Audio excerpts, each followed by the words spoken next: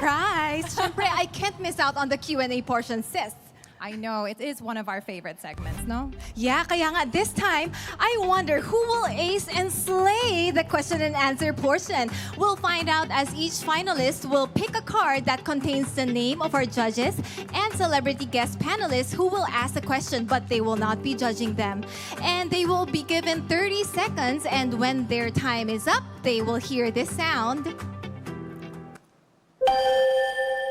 And adding more spice and flavor to this round, we have invited celebrity guest panelists, and their names are on this table as well. If the finalist picks his or her name, we will connect via Zoom for the all-important question. But they will not give scores to the finalists, like I said a while ago. Let's just make that clear. They're joining us for the global-wide interactivity we could achieve through the digital medium. Sounds great, so let's get started with this round, beginning with our first finalist, Binibining 3.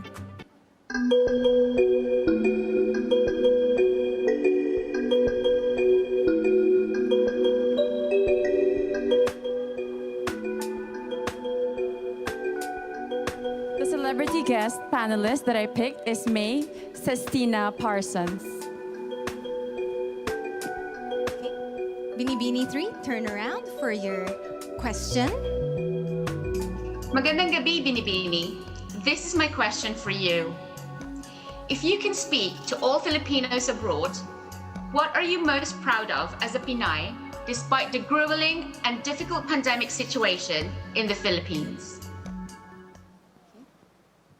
Filipinos are known to be resilient people, and we have proved this because we have overcome the pandemic. Although the pandemic may not end, but we see that Filipinos are fighting strong. Even if they are undergoing problems or they lost their livelihoods, they're fighting for their family. And my purpose here, as your Binibini, is to be able to help all Filipinos become stronger and inspire them as well. Thank you. Thank you, Binibini number 3. The next Binibini up is number 15.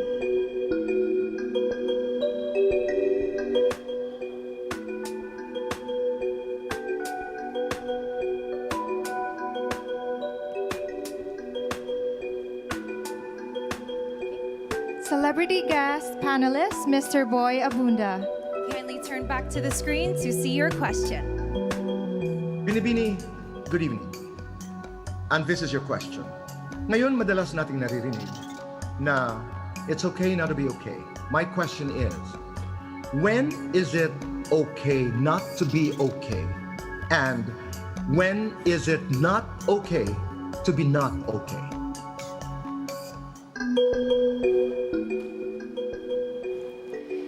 You know, sometimes it's hard to move on, especially that if we lost our loved ones, when we're depressed, when we have anxiety, but most of all, when we want to move forward in life. You know, my favorite saying in a movie, Disney, Inside Out, is embrace your sadness, because in embracing your sadness, you will feel happiness afterwards. Thank you. Thank you, candidate number 15. Very graceful through that very challenging question from the King of Talk. Definitely. And up next is Binibini number 19. Kindly step towards the table and pick your card.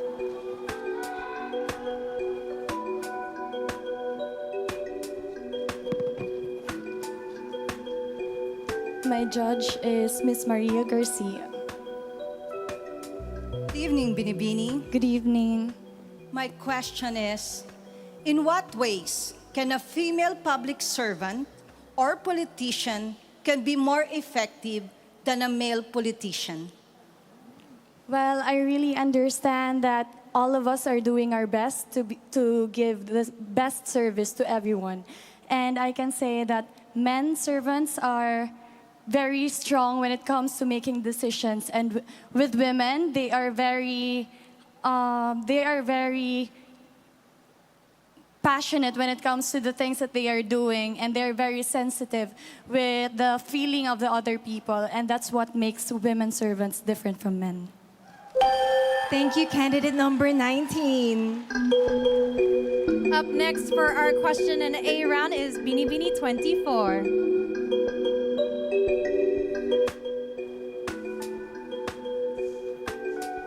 not an easy position to be in. The grace under pressure needed in a situation like this. Definitely, Kat. And the questions are so beautiful, profound, and relevant as well. My judge is Undersecretary Benito Bengzon Jr. Our chairman of the board. Good evening. Good evening. Here is the question. Given the pandemic situation now in the Philippines, should vaccination be a choice or a mandate? Vaccination should be a choice. And I still remember the days when we were all longing for vaccines to be created. And now that vaccines are available, we tend to get hesitated because we fear of the side effects. But I encourage everyone to choose to get vaccinated because this is the big step for us to move forward and to protect ourselves and our loved ones. Thank you. Very well said. Thank you, Binibini 24.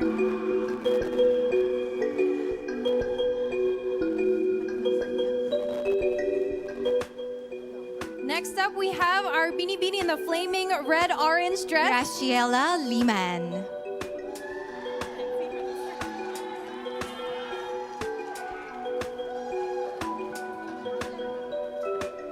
Hi. Graciela. I have chosen Mr. Enrique Hill. Good evening, Binibini. Good evening, sir. Hi. Your question is, what are your thoughts about romantic relationships which began and developed on social media during the pandemic lockdown? To be completely honest, there is nothing wrong with loving relationships that comes from social media because as we all know, we have harnessed the power of social media. And this is something that we should celebrate because love knows no time, love knows no place. Even at social media, we can meet someone and we can be in love. Thank you. Thank you so much, Graciela. And the last from this batch, we have Binibini number 7.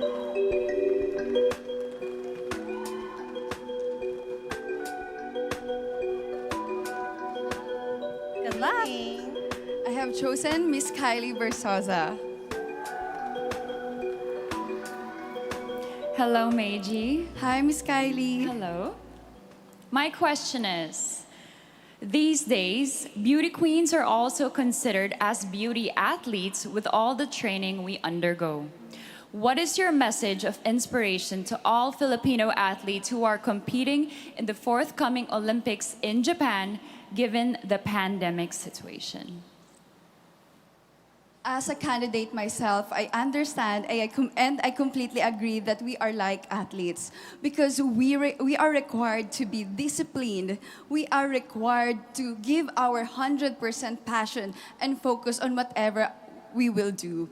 And to our athletes, I know that you are also waiting for this to happen again. And this will happen again in Japan, and it's a good sign, and it means that there's hope, and we are go back to normal. Thank you. Thank you so much, candidate number 7. And that concludes our first round of question and answer portion. Yes, and at this point, konting hinga muna. Let's take some pressure off as we take a quick break. It's our next 7 finalists' turn on the Q&A in just a few.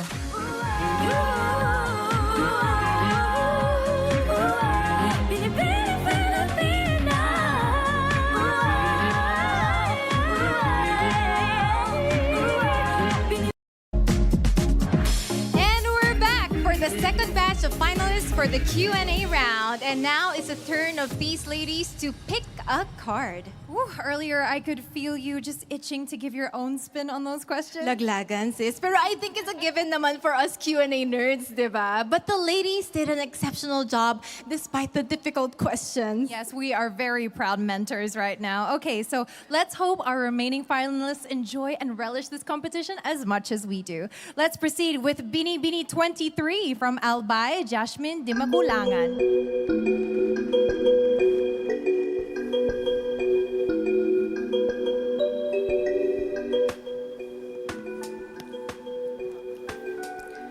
Celebrity guest panelist, Congresswoman Vilma Santos Recto. Kindly turn to your back to see the question. Magandang gabi, Binibini.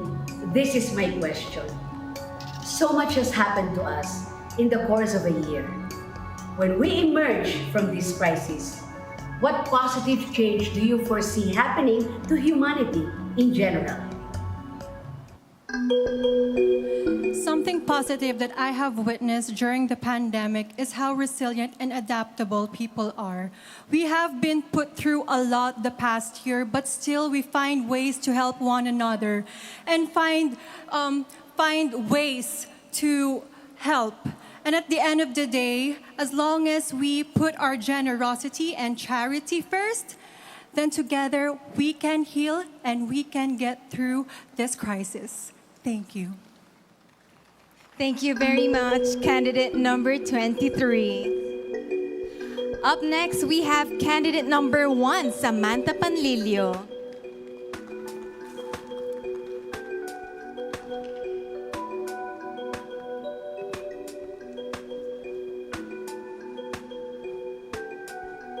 I chose Judge Mr. Rajo Laurel. Good evening, Binibini. Hi. Good evening, evening. Binibini. Good evening. YOLO. You only live once. Name something you learned and did for the first time during the pandemic, which you consider as the most life-changing of all. The one thing that I did during the pandemic was actually cook food for frontliners because I love to cook. And I also have a food vlog, which I do in my spare time. And it was such a fulfilling and humbling experience, helping these people and helping contribute to the people who are actually in the front lines helping us Filipinos. And so I hope that what I did inspired other women too to also help out one another, because the only way that we can survive and heal and recover through this pandemic is if we help one another. Thank you. Just in the nick of time. Thank you so much, Binibini 1. Next up, we have from Quezon Province, Binibini 8, Patricia Babista.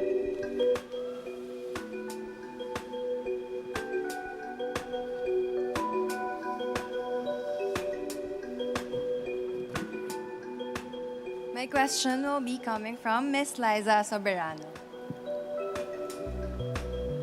Hi, good evening, Patricia. So my question for you is, fake news, bashing, rants, and the like are abound on social media. Why do you think they should not be part of the new beautiful, even if they encourage social interactions on this platform?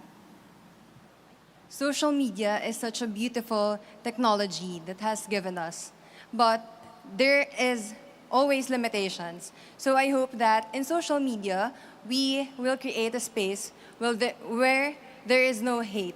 Thank you. Thank you, Patricia. Up next, we have Binibini number 25, Honey Grace Cartasano.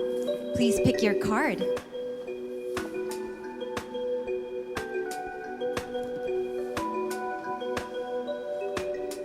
My judge is Mr. Joseldo C.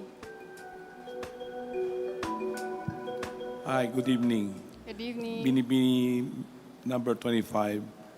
Amidst the hardships and suffering the world is facing now, if you're given a chance to face God and ask one question, what will that be and why?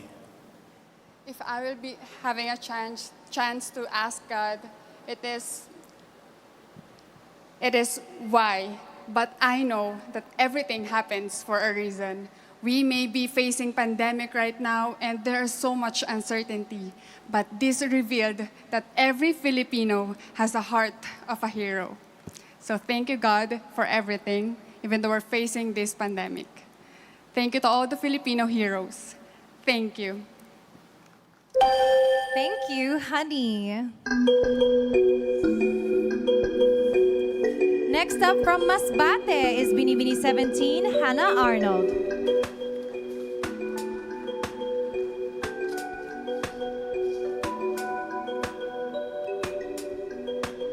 My judge is Miss Pinky Webb.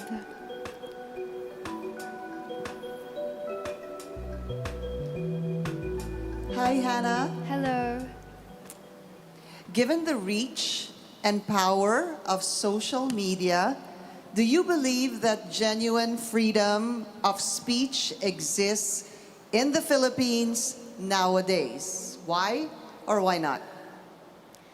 First of all, freedom of speech is a basic human right that we all must remember. And it is important for a democracy. And with our upcoming election, we definitely need free speech. For example, on Twitter, we are limited to few characters. And what I have seen from these tweets has been powerful and has helped me think about who I would like to vote for in the upcoming election. Thank you. Thank you, Binibining number 17, Hannah Arnold. Next up, we have Binibining number 10, Maureen Montaigne.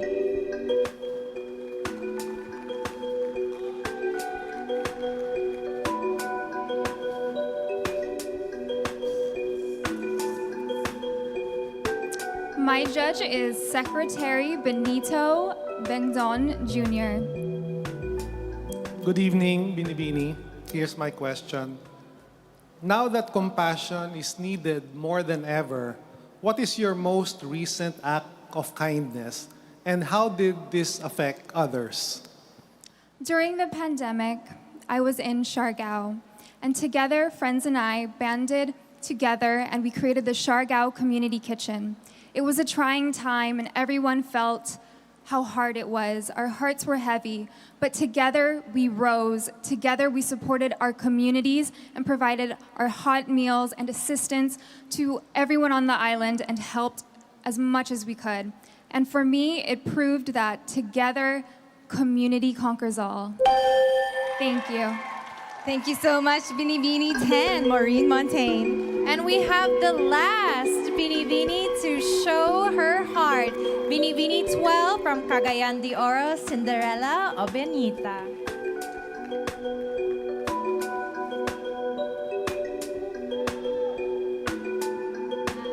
Hi, Kat and Nicole. I have chosen celebrity guest panelist, Mr. Michael Cinco. Kindly turn to the screen to see your question. Hello and good evening to you, Binibini. Here's my question. How important are luxury items like bags, clothes, and jewelry for a woman when the national economy is down and struggling?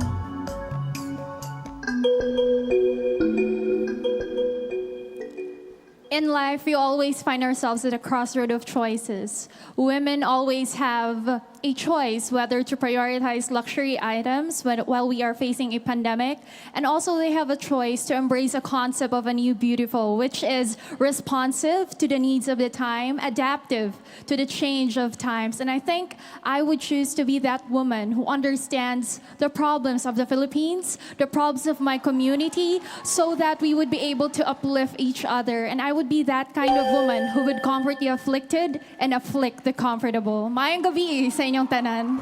Very well said. And thank you to all of our finalists. You have shown grace under enormous pressure. And I wish you all the best, my pageant sisters. That officially concludes all the rounds of the competition this year. Makakahinga na sila ng maluwag na maluwag talaga. And a big Binibini thank you also to our celebrity guest panelists and to Espejo ni Pingoy for our lovely wood art.